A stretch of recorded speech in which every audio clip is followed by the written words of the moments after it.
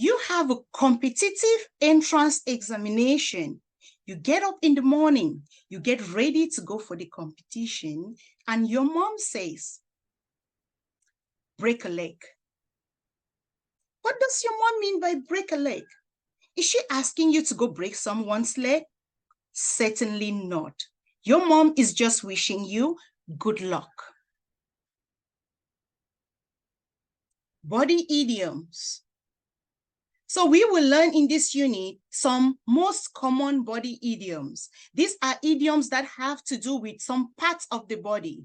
But what you have to know about body idioms are this. What are body idioms? Idioms are phrases which cannot be understood simply by looking at the meaning of the individual words in the phrase. Idioms are phrases commonly used by English speakers. But you cannot understand the meaning of that idiom by looking at the individual words in that phrase. You have to learn and master them. So in this video, we will focus on some common body idioms that are used by English speakers in communication. Learn the body idioms, master them. So let's start with the first one. Get cold feet. Get cold feet. What does the idiom get cold feet means? It means to become afraid to do something. To become afraid to do something. When he saw how many people were in the audience, he got cold feet about giving his speech. That means he's been preparing for a speech, but when it was time for the presentation, he saw the crowd, the number of people who were in the audience, and he got cold feet. Cold feet means to be excited, anxious, so anxious that you are not sure you can do what you've been preparing for. Get cold feet. Next idiom is all ears. All ears. I am all ears.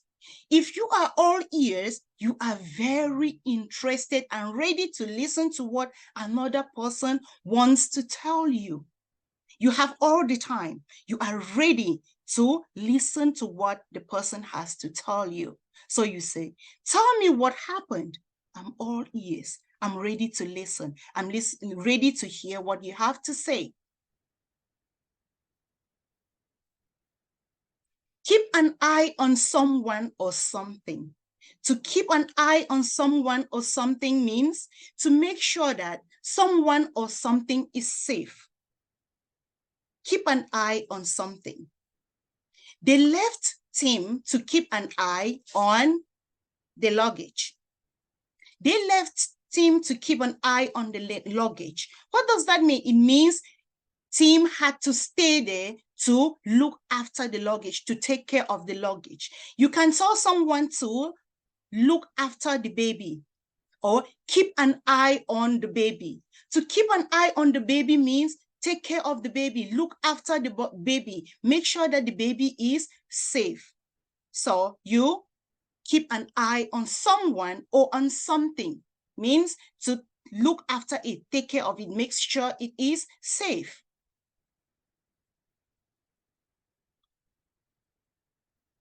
Bite someone's head off. Bite someone's head off. How do you bite someone's head off? To bite someone's head off means to reply in a very angry way. You reply to somebody in a very angry way is to bite that person's head off. My boss nearly beat my head off when I told him I wasn't ready for the presentation. You have to do a presentation. The time is fast approaching, and you tell your boss, I'm sorry, I cannot do the presentation. And the boss responds in a very angry way, like raise his voice at you. That means he beat your head off. So to bite somebody's head off means to answer or respond in a very angry way. Born with a silver spoon in your mouth. You were born with a silver spoon in your mouth. What does that mean? It means you are born into a rich family.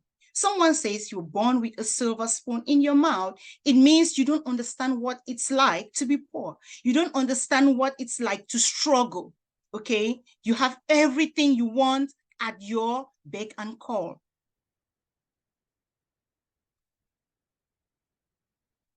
Jane doesn't know what it's like to be poor. She was born with a silver spoon in her mouth.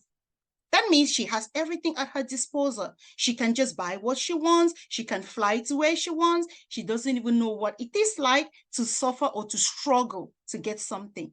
So someone is born with a silver spoon in the mouth means you were born or you are born into a rich family that you have everything at your beck and call. Poke your nose into something. To poke your nose into something means to try to become involved in something that doesn't concern you. Okay, people are having their private time and you want to get into it. You want to hear it. You want to participate in it when you are not invited. Means to poke your nose into something. We wanted to discuss the matter privately, but Peter poked his nose into it. Peter poked his nose into it. We wanted to discuss our thing privately, just the two of us. But he came in. He wants to hear what we are saying. He wants to contribute in it, which is none of his business. It doesn't concern him. So poke your nose into something. Pull someone's leg. To pull someone's leg. What does that mean? To pull someone's leg means to play a joke on someone by making them believe something that isn't true. You pull someone's leg, like you make someone to believe something that isn't true, like playing a trick on a friend or on someone. Don't take her seriously. She's just pulling your leg. Okay, like someone tells you something that is serious, but it's not true, and you're almost about to believe it. That person is pulling your leg or want to get you anxious over something that is actually not true or is not real. Pull someone's leg. The next common idiom that is used is out of hand. Out of hand. If a situation gets out of hand, it gets out of control. That means it's getting serious, it's getting intense, that it's difficult for somebody to manage it or control it. Most often, it has to do with anger, okay? Getting out of hand. The situation is getting out of hand. Can you guys just stop it? For example, in an office, there is a topic that we are talking about, or in the classroom, and it becomes serious that two people are arguing about it to the extent that they want to go into a fight. That means the situation is getting out of hand. It was just something easy to talk about, but we are now taking it to a different level, taking it so serious. So let's stop it because it's getting out of hand. Twist someone's arm. To twist someone's arm. How do you twist someone's arm? To twist someone's arm means to persuade someone to do something. To persuade someone to do something. That means the person doesn't want to do it. The person doesn't want to get involved. The person maybe is too busy, but you convince him or her to do what you want him to do. That means you twist that person's arm. Fred didn't have time for coffee, but Bob twisted his arm and Fred finally sat down to join us. That means they were about to have coffee, but Fred didn't have time. He didn't want to join. But what did Bob do? Bob twisted his arm and he finally decided to join us to have coffee. He finally agreed to sit and have coffee with us, which initially he didn't want to do it. He didn't want to be part of it, but he finally accepted to do it. Why? Because his hands were twisted. Someone twisted his hand. Okay?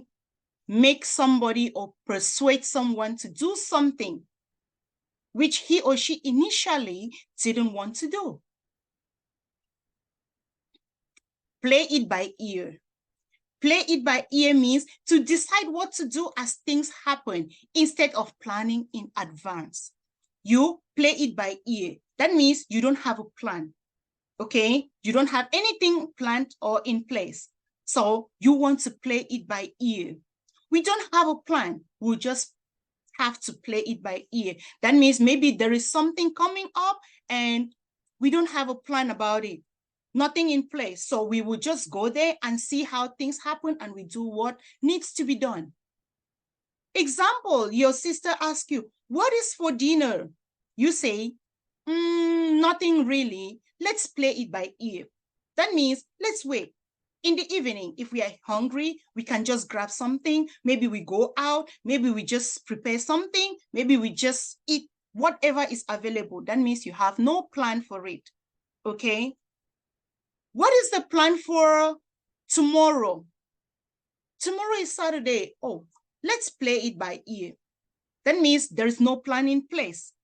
Okay, we see how tomorrow will look like. If we feel like going out, we can go shopping. If we don't feel like it, we can stay at home and watch movie or whatever. Play it by ear. That means you have no plan. You just do things as time unfolds. Play it by ear. Get it off your chest.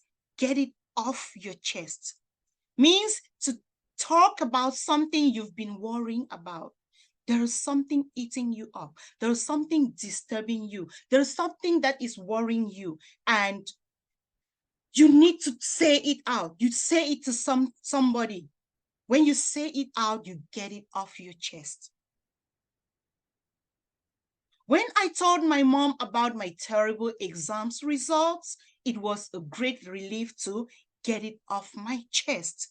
That means her results were bad, but she has been worrying about it because she didn't know how to say it to her mom. But when she finally did, she got it off her chest and it gave her the sense of relief, feel better that I got it off my chest.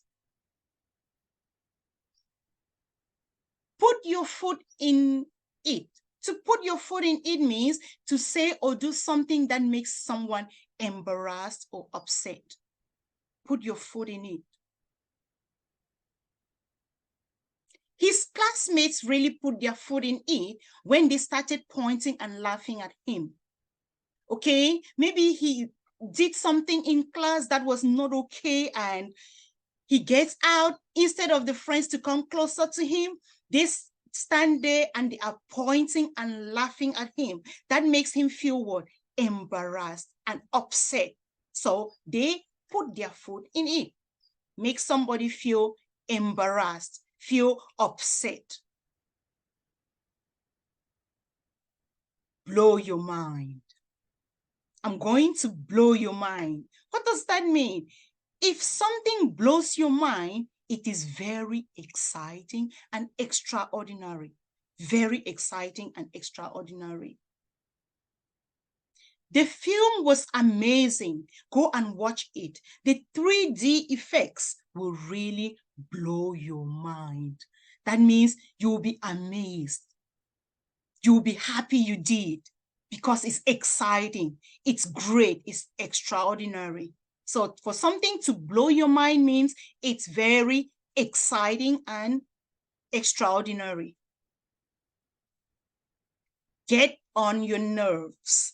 To get on your nerves. If something gets on your nerves, it is irritating and annoying.